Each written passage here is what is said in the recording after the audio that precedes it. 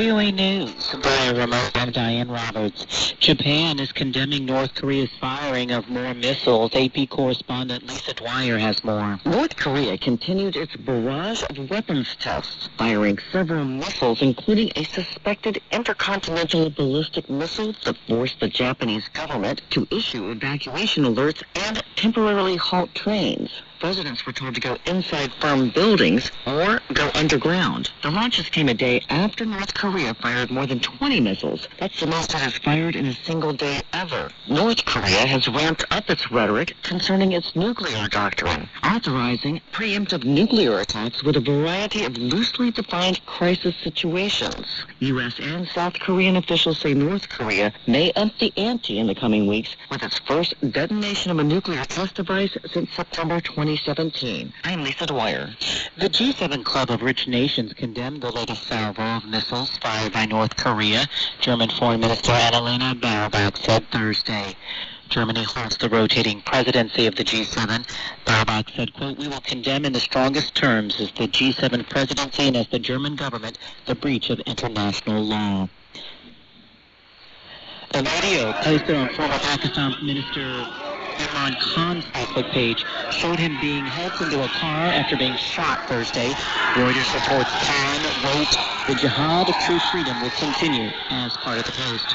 Khan was shot in the shin when his anti-government protest convoy came under attack in the east of the country in what his aides said was a clear assassination attempt.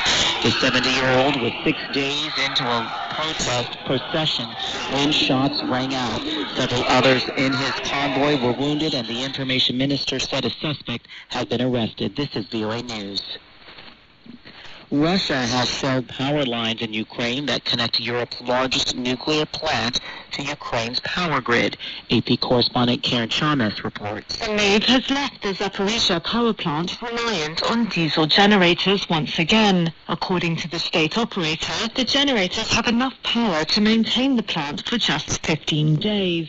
Although its 6 reactors are not operating, they are in need of power to keep them cool. The new turn of events has raised fears of a nuclear disaster. The continuous shelling around the nuclear plant, which has been occupied by Russian troops, has led the UN's nuclear watchdog to warn of a radiation emergency. I'm Karen Chalmers. Germany's government on Thursday urged its citizens to leave Iran or risk arbitrary arrest and long prison terms there, warning that dual nationals were particularly at risk. Berlin has welcomed European Union sanctions on Iran, which has unleashed a bloody crackdown on some of the biggest protests in the Islamic Republic since the 1979 revolution. U.S. President Joe Biden warns that democracy and elections are in peril.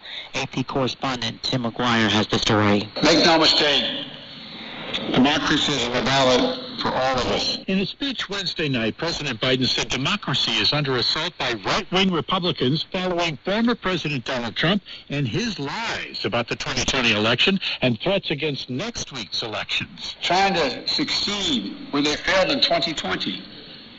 Suppress the right of voters and subvert the electoral system itself. Biden adds hundreds of Republican candidates for Congress, state offices, and local offices deny the proven results of the 2020 election and are determined to control the outcome of future elections.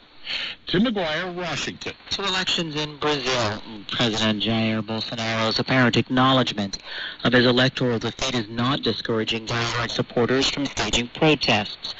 On the streets of Rio de Janeiro, Bolsonaro's supporters chanted, "Federal intervention now and armed forces save Brazil." Bolsonaro has refused to congratulate President-elect Luiz Inácio Lula da Silva or disavow the protesters, though he has said he will continue to obey the Constitution and reportedly told members of the Supreme Court his election battle has come to an end. Hurricane Lisa has made landfall in Belize Wednesday, yanking out trees and toppling electric poles and causing scattered blackouts in the Caribbean nation, but there were no immediate reports of deaths or major damage.